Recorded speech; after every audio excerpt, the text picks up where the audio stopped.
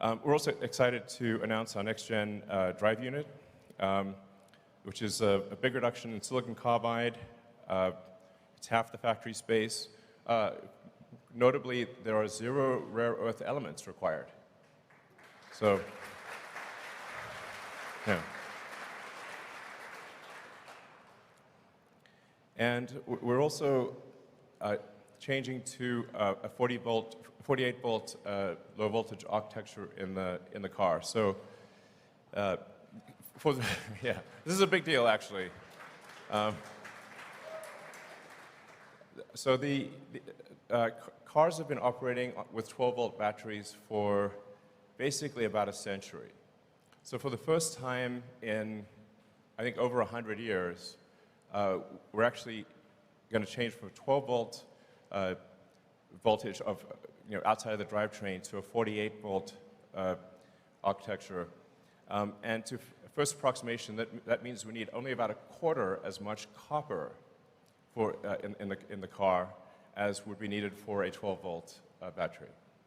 So that's a big deal, because people are often worried about, is there enough copper? Yes, there is. So.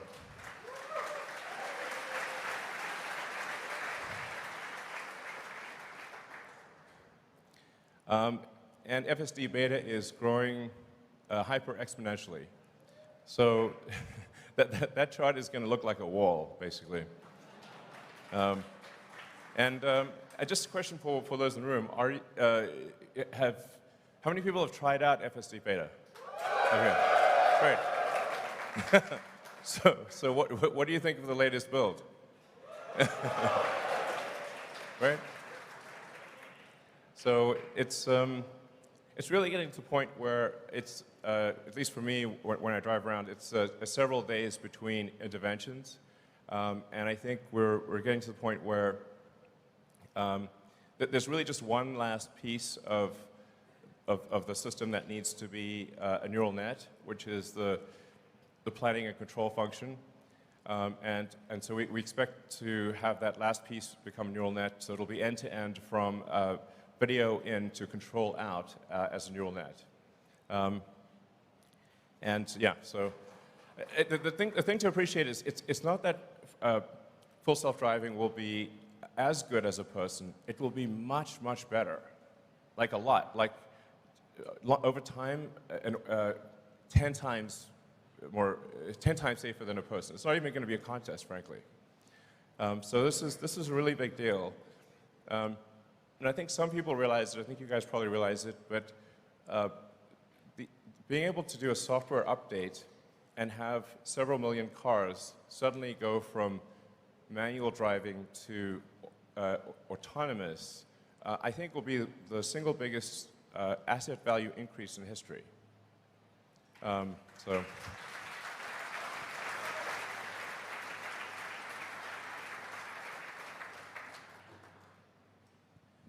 The normal usage of a passenger car is roughly 10 to 12 hours per week. Call it maybe an hour and a half per day. And when you drive around, you see lots of cars just parked in parking lots, because out of the 168 hours in a week, they're using less than 10%, maybe 7% of the hours of the week a car is in use. But once it is autonomous, it can be used probably, I don't know, 50 hours a week, maybe more. So it is effectively a 5-fold increase in the value of a car overnight. I'm actually surprised that so few people realize this, or maybe they just don't believe it's real. But it is. So this is really an insanely big deal. We're also the largest EV maker in the world. So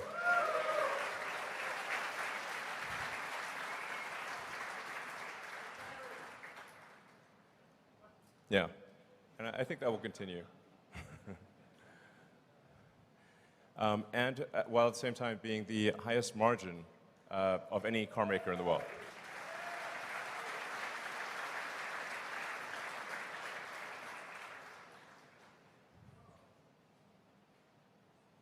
Now, making electric vehicles profitably is hard, as illustrated by the difficulty of our competitors. A number of our competitors are making EVs at a significant loss. But we are not. We are actually making EVs profitably, and almost no one else is. This is hard.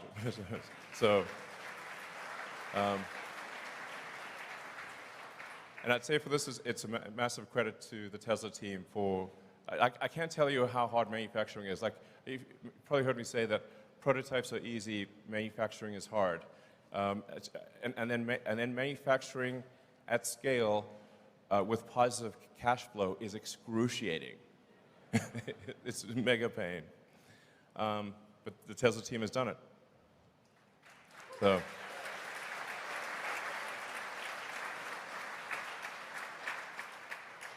And as you can see, our free cash flow per year has been increasing steadily.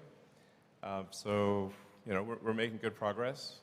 I mean, it should be said that, and I've made some of these comments, that that interest rates make have a very big effect on the affordability of cars. So the vast majority of people buy cars based on the monthly payment. So it's like how much is the monthly payment? And it's not a question of value for money. It's just, do they actually have enough money? Can they afford it? So for the vast majority of people, it's just, can they afford to pay the payment? As the interest rates increase and credit tightens, like, it's safe to say that these various banks that have died are probably somewhat distracted from handing out auto loans. You know, it's like if they're on their way to the cemetery, increasing their auto loan portfolio is not the first thing on their mind. So this is going to be a challenging 12 months. I want to be sort of realistic about it. That Tesla is not immune to the global economic environment. I expect things to be, just at a macroeconomic level, difficult for at least the next 12 months. Tesla will get through it and we'll do well, and I think we'll see a lot of companies actually go bankrupt. So I want to make sure that this is not just the good news parade. It's important to understand that no company is immune to the macroeconomic environment. But that said, it won't be darkness forever. I expect probably a year of difficulty globally for everyone. And then my best guess is that the global economy turns around in roughly 12 months. And then Tesla will be in an extremely good position. So anyone who is a long-term investor, I think, will do extremely well.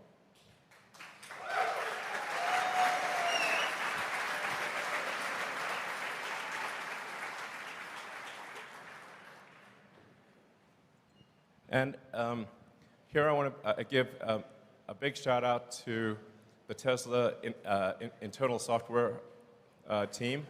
This is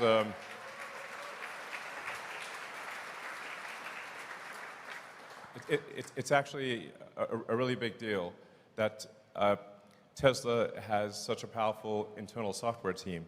I mean, that software team is responsible for handling the entire customer experience from buying the car, delivering the car, operating the factories, service and support. We internally wrote all of the insurance and financial software. The supply chain and logistics stuff, the data centers and infrastructure, and the analytics and insight. This is all internally written Tesla software. I think there are almost no companies in the world can do this because they do not have a very talented internal software team. So they're generally reliant on third-party enterprise resource planning software. But Tesla is not. This is a hidden strength of the company that often doesn't get a lot of attention, but is incredibly powerful. So once again, I'd like to thank them for their work.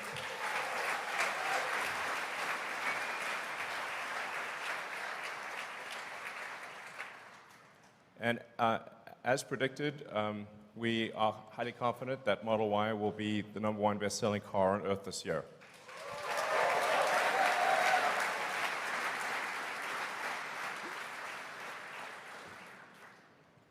And in fact, in Europe, the best-selling car of any kind, whatsoever, it already was that in Q1, I should say. It's not like will be, it was that in Q1. And China, the best-selling SUV, and the United States, the best-selling non-pickup vehicle in the United States in Q1. So, it's going well.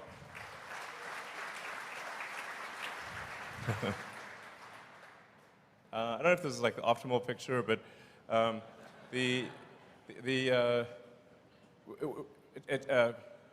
Tesla cars are actually the safest cars in the world. We put immense effort into vehicle safety, and we keep updating the safety. So we keep improving the automatic emergency braking system just with a software update. And we keep improving the airbag deployment with software updates. So we close the feedback loop on, like when we see an accident, we analyze the accident, we say, what can we do from a software standpoint? Because there's actually quite a lot you can do to, first of all, avoid the accident, because the best accident is no accident. And then if the accident occurs, how do we deploy the airbags and the seatbelt pre-tensioners to minimize the probability of injury? So even for cars that people have owned for many years, we are behind the scenes continuously improving the safety of your car. And there are even some things that I think a lot of people aren't aware of, that we actually have automatic cabin overheat protection. So never in the history of the company has a child or a pet died in a Tesla. Like,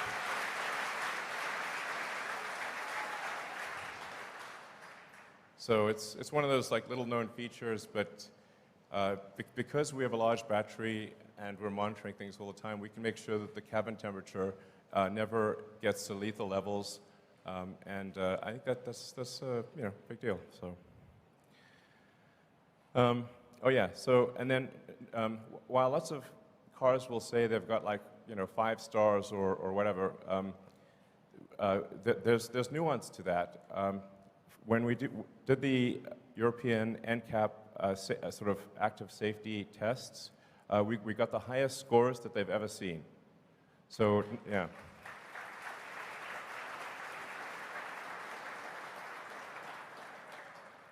So we got a 98% score on the active safety system, which obviously isn't good enough, and we have got a game plan for getting rid of the last 2%.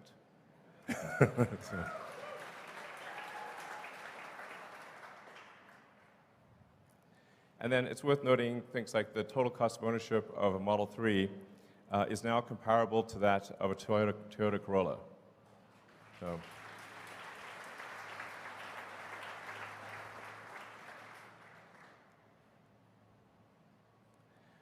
Superchargers,